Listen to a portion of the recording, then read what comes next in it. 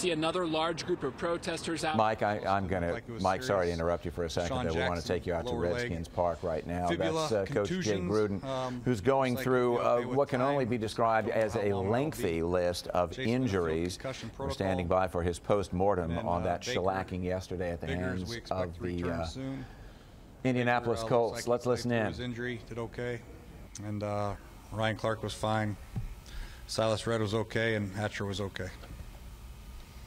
And Keenan Robinson had a little MCL sprain, came back in the game and finished it. Jay, running theme yesterday seemed to be missed assignments, and on both sides of the ball, which I guess is something that something as the head coach you perhaps need to look at, as far as are the guys being coached properly, or why are so many players missing assignments? Can you pinpoint that? Can't really pinpoint that. You know, when you win the game, every game you play, you're going to have some missed assignments. It's just when you lose, they become glaring, and we've had too many of them, and the results of our missed assignments have been huge plays. You know, we miss a blocking assignment, we give up a sack, forced fumble on 4th and 1 instead of a possible touchdown to Deshaun. We miss a couple coverage assignments, they turn into big, huge touchdown plays. You know, you see we play against teams and they blow a coverage here and there, but we don't capitalize on it like other teams are. So it's unfortunate, man, but you know, it starts up top, starts with me, and then it trickles down to the coordinators, and then obviously the players got to be accountable, man. So all of us are in this together, but for us to miss these assignments this late in the year, the only thing I can say is defensively, we've had a lot of new guys filtering in and out of different positions. Breland's playing corner, he's playing nickel. I'm not making excuses, but that's the only thing I can point to as part of the reason. Jay, defensively, some guys said it was a communication issue. Some guys said they think the communication is fine. Just from guys knowing their responsibilities, is there a breakdown there? You know, I don't think it's communication. I just think it's lack of attention to detail sometimes, and sometimes, you know, guys might see too much or not enough. You know, they're trying to be a hero on a certain play, and they abort their coverage responsibility. So it's just important for our guys to understand they got to continue to do their job and not try to do too much out of the realm of what they're supposed to do. And that happens with young guys sometimes. They see the quarterback and they see him looking over there, so they stop their feet, and all of a sudden he comes back and finds a guy hitting a seam ball down where he's supposed to be. So they just got to do their job. We just got to continue to coach them to do their job right. Couple injury questions. How did Kedrick get hurt? It's a good question. Pre-game warm-up. He got hurt, had a back sprain in pregame warm-up. He had a little bit of soreness, I guess, during the week or whatever, but he was fine. And then in pregame warm-up, he was doing a drill, and I think he felt his back twinge a little bit, locked up on him. And watching Trent, obviously he wants to be out there playing. Did you think maybe he came back a little too soon, and was there communication between you guys about that, Trent Williams? No, Trent actually, you know, he had a holding call and he had the sack, but other than that, you know, he played fairly well. You know, you expect great things from Trent, and actually the offensive line in general. You know, the majority of the sacks were on the backs of the tight ends, and Trent had the one sack on 3rd and 15 where he tried to jump the guy on 3rd and 15 and shouldn't have, but other than that, I think Trent played pretty well coming back from injury. Jay, 12 games in here, and you're seeing the same mistakes, the same mix-up in pass coverage, the same struggles on 3rd downs. How concerning is it that these mistakes aren't getting fixed? Well, you know, it's not the same all the time. You know, it's just last week was glaring. We played pretty well against San Francisco. You know, we've had our stints where we've been pretty good on defense and competed, but unfortunately, from a consistent standpoint, it has not been there, and it can go to a lot of different reasons. And yes, I am concerned, you know, because we're in week 12 and we're still having some of these breakdowns with some key players who we're going to count on for the future. So it's very important for us to, you know, keep coaching these guys up and hold these guys to a high standard, and players got to hold themselves to a high standard too. So coaching, playing, you know, we all go hand in hand. We work together. I'm not going to blame the players. I'm not going to blame the coaches, but as an organization, we got to fight to make sure that these things get corrected at some point, or we got to, you know, make some moves. Is there any, do you see any improvements at all, or is it just something that just seems like it's just spinning around? I see improvements in part of the game. That's what I'm saying. From a consistent standpoint, you know, that's what you're looking for. You're looking for guys to be consistently pretty good. You know, I don't expect perfection on every snap. You know, we're playing against a heck of a quarterback, the #1 offense in the league. I expected them to make their plays. I didn't expect them to waltz down the field and have guys, 30 yards wide open on 3 or 4 different occasions, and us to miss tackles. We expect to make them work for every yard they get, and if they get yards, fine, but we don't want to give them anything, and I felt like we just gave them too many yards, too many easy yards. Andrew's a great quarterback. They got a great offense over there, no question about it, and they're going to make their plays, but the free throws, man, we just can't give them the easy ones. Jay, you guys have now had 3 quarterbacks, and yet the problems on third downs on offense have persisted. Can you put your finger on a common theme? And yesterday it was really underscored by the length of some of those third downs, 14, 10, 20, 14, 10, 18 yards. That's going wrong for you guys? Yes. Putting you in those situations? Yeah, it's we had a couple false starts. We had a holding call. We lost 4 yards on a toss play. Took a sack on a first down or second down, I believe. So there's a lot of things that go into third and long, and that's the one thing that offensively, from a rhythm standpoint, you have to avoid third down and long. It's documented as far as we're concerned. We're 1 for 45, I think, going in the game on 3rd and 10 plus, and we had 5 more. I think we were 0 for 5. We might have got 1 late in the game. It's a miserable position to be in, and I would welcome any one of you guys to call plays on 3rd and 14. It's terrible. So it's something we got to do a much better job on 1st and 2nd down. And our quarterbacks everybody's got to understand the importance of negative plays. We got to avoid the negative plays, the penalties, the loss of yardage on an outside zone, or the sack on 2nd down. Those are killing us right now, and it killed us in the first half. Second half, we got some rhythm going, and we're able to make some plays on offense. But we had an opportunity in the first half to put some points on the board and make the game interesting, and unfortunately we didn't do it because of the 3rd down and longs. Obviously losing is the biggest issue with your team right now over the last 12 games, but specifically, is there one thing at this point on December 1st that disappoints you the most about this team? I'd say after that game, I'd just say the accountability standpoint. We're you can see it, we can all see it right now. There's too many blown assignments, and I feel like we're putting in the time and we're putting in the work Monday through Saturday, and we're doing a fine job of that. It's just, unfortunately, it's not translating on the field for whatever reason, and we got to find out why. And then we just got to challenge our guys. Last 4 games, man, we got to make this most important 4 games of their careers, and we got to challenge them to play like it and see what happens. But that's the most disappointing thing. I mean, I can understand some of the young guys getting beat man-to-man, or giving up a pressure to a good pass rush on 3rd and 14, or a good TE stunt or whatever, but some of the blown assignments are what are the most frustrating so far. Is that a mental thing at this point? Yeah, it's mental. Is this all mental? A lot of it's mental, yeah. When you have a mental assignment, mental breakdown, it's mental.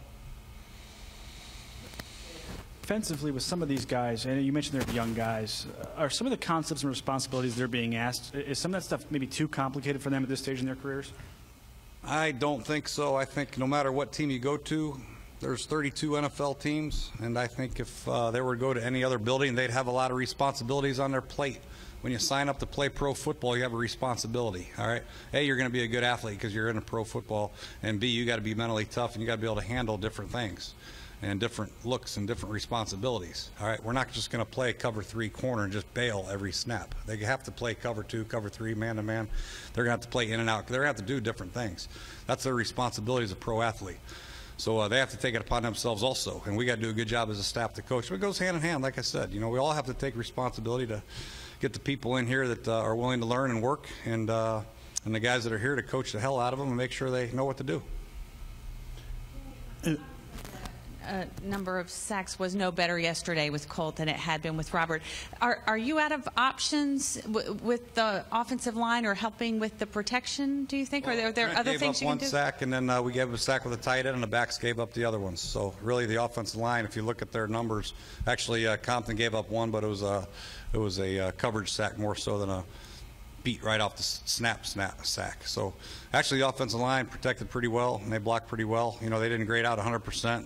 We expect better from them, but they actually didn't play bad. It's just when you talk about pass protection, it's not just the 5 linemen. Sometimes the tight end and backs are involved. At halftime yesterday, the Fox sideline announcer, Saragusa, said, you told him, I want to see guys flying around having fun. I don't see that right now. And then after the game, you said it looked like, it's referring to, I think, the earlier part of the game, you said it looked like the offense was sleepwalking out to the ball. Do you have guys around here are playing with enough passion? Is that an issue here? I was talking about, I just felt like from a huddle standpoint, breaking the huddle, getting back to the huddle, I just felt like the tempo was terrible. And that's something we got to address in practice and work. When we have a decent play or we run a play and the receivers are down the field, they're not coming back to the huddle fast enough, and our linemen aren't getting back to the huddle. We're not breaking the huddle with any sense of urgency is just what I felt. And too many times I'm looking at the shot clock and we're down to 10, 9, 8, 7, 6, 5, 4, 3. So I just felt like our tempo was not very good. No sense of urgency, I felt like, on offense. Not to say they didn't perform, they weren't doing their job. I just want to see us with more of an upbeat tempo, a more go-get-'em type attitude. Hunger attitude, run around, fly around to the football. Defensively, same thing. A lot of times we're looking around and trying to get everybody lined up instead of getting to our guys and set and ready to kick some tail. Just looks like we're tentative in what we're doing and letting the Colts dictate the pace and the flow as opposed to us dictating it. Is that a matter of focus and passion and things like that? I think it a little bit. Maybe I think we got to get our guys more focused, but I think we can do a better job as coaches getting the plays in sooner and making sure they know where to go exactly and then let them play. Eventually, as coaches, man, our work is done usually after the Saturday night meetings. Comes Sunday afternoon, it's time they got to go out and play. They roll the ball out there, they kick it off, and it's those guys on the field that go out and make some plays. And we'll try to do the best job we can as coaches to prepare them and put them in the best situations possible to succeed. But ultimately, it's about their tempo. We need leaders to stand up defensively and take them by the throat, make sure they're playing fast, and same thing with offense. And for whatever reason, and I'm not saying that we're loafing or anything like that, we just got to work on our tempo and our everything, the whole display of the game. Jay, along with that, and Colt related as well, how much of that is on the quarterback, one, and then also how did you feel he handled himself in the pocket? Because obviously a lot of times with Robert, Yeah, I think there was one or two coverage sacks maybe, but I thought he did a pretty good job of stepping up, maneuvering in the pocket. The first shot we had to Pierre down the sidelines, we got sacked on. We missed the block with our back on the protection, but and then Trent missed one, and then I think we had a coverage sack. But overall, I thought he did a nice job in the pocket. He threw for almost 400 yards or right around that. But the start was not very good. But he made some plays, and he competed, and I was impressed with his performance as a whole. For the first time in 4 or 5 weeks, I guess it was. So he'll tell you he can do a lot better. But I think overall, when you watch the tape, I think he did some good things. But with the tempo, how much can he help with that? He can help. He can help bring the guys. We talked about that today. He's listen to the play, and then he's got the play, and he's waiting for guys to get back to the huddle. So we just got to work on our tempo, and that's something that can be coached. Maybe we'll install a little bit no huddle, and just to pick it up and change the tempos a little bit will be key for our offense. As you guys are trying to get to the bottom of all the struggles and the problems and evaluation, how involved is Bruce? What is his role in figuring this out? We don't see him or talk to him or anything. So what does he do? How much do you consult with him on figuring out what the deal is? Well, we talk about personnel all the time as far as who's up, who's down, and then practice squad guys we're working out. I'll have work out again tomorrow. So him, Alex Santos will get a list together of guys we're working out. We're staying on top of the other rosters around the league and talk about future a little bit here and there. But really, this time of year it's more about getting the guys you have in your building ready to play. And then when you have injuries, you got to find replacements for them, and then make sure you have your updated list as far as bringing guys in, working them out. So this time of year, you're not going to be able to fill a lot of voids with guys on the streets. You got the guys in your building, got to coach them up, and you got to play with them. And then next year we'll address next year when it comes. Jay, after a defensive performance like yesterday, a lot of fans in particular will point immediately to the defensive coordinator. Mm-hmm. How would you evaluate Haz's performance up to this point, and what is your confidence level in him moving forward? Well, when you look at that game on tape, there's way too many holes, obviously, and Coach Haz will take the blunt of the criticism, as he always does. But ultimately, it's on all of us. We're all frustrated with the way we played. I know we can play better, but moving forward, we're just going to continue to coach these guys up and evaluate everything when the season's over, like we do at every position on this team. Head coach, assistant coaches, players, trainers, medical staff, everybody gets evaluated after the season by the owner and by the GM, and that won't change no matter what our record is or what the season's like. But we're disappointed the way we played defensively, but moving forward, we'll see the last 4 games if we can get some improvement from some of these young guys. Jay, yesterday you guys, I think, targeted Pierre 9 times, had 3 catches for 9 yards. Clearly, that's plenty of targets. Are you concerned about his lack of production? And it seemed like he was not able to get much separation at all yesterday. Are you concerned at all about him specifically? I'm not really concerned. You know, he had a couple tough looks. You know, he had a couple fade balls. That one was underthrown, one was overthrown just a hair. And then we threw a fade to him in the red zone, and the corner was outside leverage, and Colt misread the coverage. It was a roll. They played cover 2 to his side, basically, so that was a tough down for him. He had a slant route that went through his hands. They called PI, but then they picked up the flag for some reason. Just not a lot of great looks for him, but I am concerned. I think he's a big part of our offense moving forward. I mean, we got 4 games left, and we got to try to get him the ball out in space where he can run, because his whole dynamic is running with the ball in his hands after the catch. And we try to get some shallow crosses to him in the game, and we just didn't get them thrown to him. But we're trying the best we can to get him more involved in the offense, but for whatever reason, we're not getting that done. So quarterbacks are trying to look to him a little bit. And unfortunately, that seems to be sort of the refrain here for Coach Jay Gruden in his weekly news conference out at Redskins Park. I think we probably have heard just about as much as we need to. Monica